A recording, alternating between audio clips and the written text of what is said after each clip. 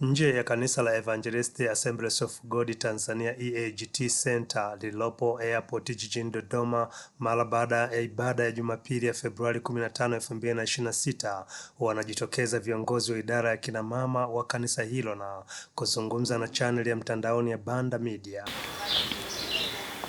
Kwa majina yangu ninaitwa Christina Amon. Nimeokoka na mpenda Yesu. Nimetokea katika kanisa la Evangelistic Assemblies of God lililoko Dodoma ambayo tunaliita Central. Niko Dodoma mjini Airport. Maeneo haya mimi ninaabudu mahali hapa. Ni mwenyekiti wa wamama katika kanisa hili. Tunapokutana, siku yetu ya kukutana ni siku ya Alhamisi ambayo tunajitambulisha kama WWI, kwa maana kwamba ni siku ya wamama ambao tunawafundisha habari za wokovu, habari za Mungu, jinsi ya kumtegemea Mungu na jinsi ambavyo tunaweza kuenenda katika misingi ile mizuri katika ndoa zetu, na pia tukiwa majumbani tuishije ili tuweze kuwalea waume zetu pamoja na watoto. Kwa maana kwamba ni lazima mama ahudhurie katika vile vipindi na aweze kujiingiza katika maombi, maana bila kuiombea familia hatuwezi tukafika popote. Shetani anatuwinda kwa kiasi kikubwa. Sasa tusipokuwa na ule umoja wa kusema kwamba tunakuwa pamoja, tukiwa pamoja ninamaanisha kwamba ndani ya kanisa tunakuwa wamoja, lakini tunapotoka nje ya hapo na kule watu watujue kwamba tuko tofauti na wengine.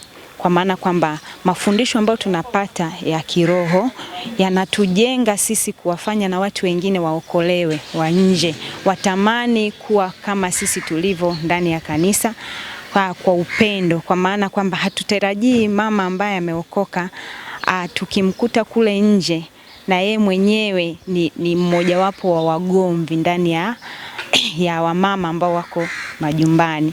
Kwa maana kwamba ninazungumza kwenye swala la ule ukarimu, kuwafanya wengine watamani jinsi ya maisha yako unavyoishi maisha ya wokovu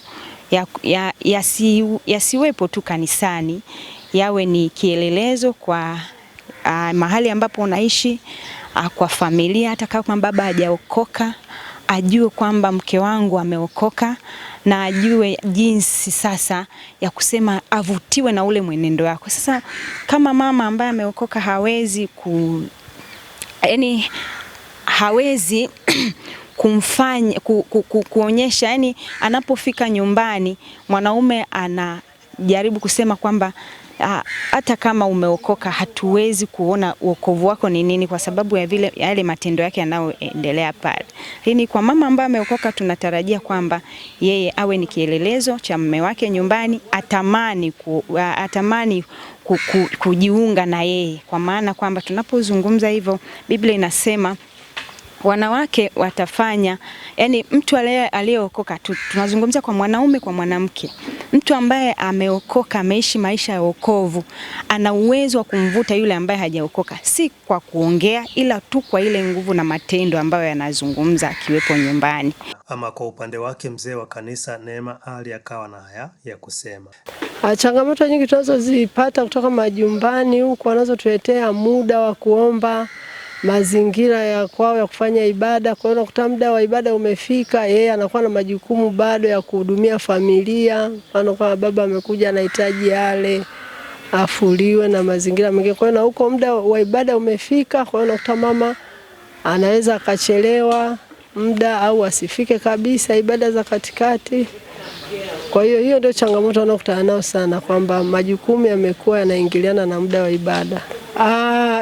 Kwa sasa naona ni kama ni mazungumzo yanayozungumzwa huko, lakini wanaume nao wamekosa muda wa kukaa na familia.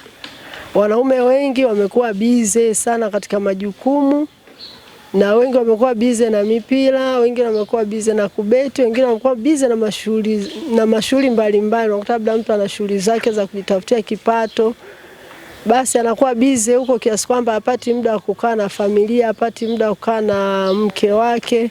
Kwa hiyo unakuta ule muda ambao mama anakuja, anakuwa kanisani, yeye baba kupata muda hata Jumapili, muda wake ni mdogo sana kukaa na familia. Kwa hiyo hilo nalo linachangia, ingawa wameelekeza mambo mengi kwa wanawake, lakini pia muda wa kukaa na familia kama baba ni mdogo. Watu wanatumia muda mwingi kwenye majukumu mengine. Pia kanisani ni sehemu ya kuweka saikolojia vizuri.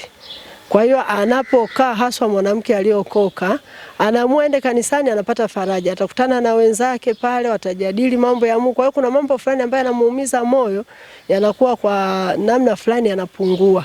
Kwa hiyo anapofika kanisani, anaweza kukutana na mchungaji, wakajadili mawili matatu. Kwa hiyo ule muda ambao anajadili, basi kuna vitu ambavyo vingemtia ukiwa, huzuni zinapungua. Neema akawagusia single mothers. Mimi nadhani neno la Mungu halijaandika sehemu mtu kwa single mother, ingawa kutokuolewa sio dhambi.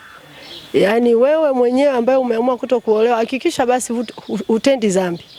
Kwa sababu kama unaweza kuzimudu zile tamaa zako za mwili na usifanye dhambi ya zinaa, yani uzinzi, basi hiyo sio shida. Lakini kukaa single mother, mimi nadhani hakuna amani. Yaani kwenye single mother au single father hakuna amani kabisa.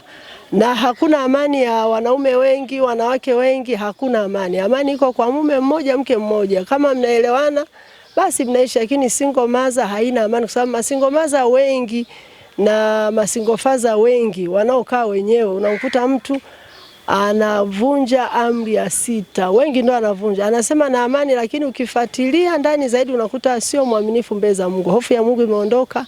Anafanya vitendo viovu tofauti na Mungu anavyoagiza. John Israel, Banda Media, Dodoma, Tanzania.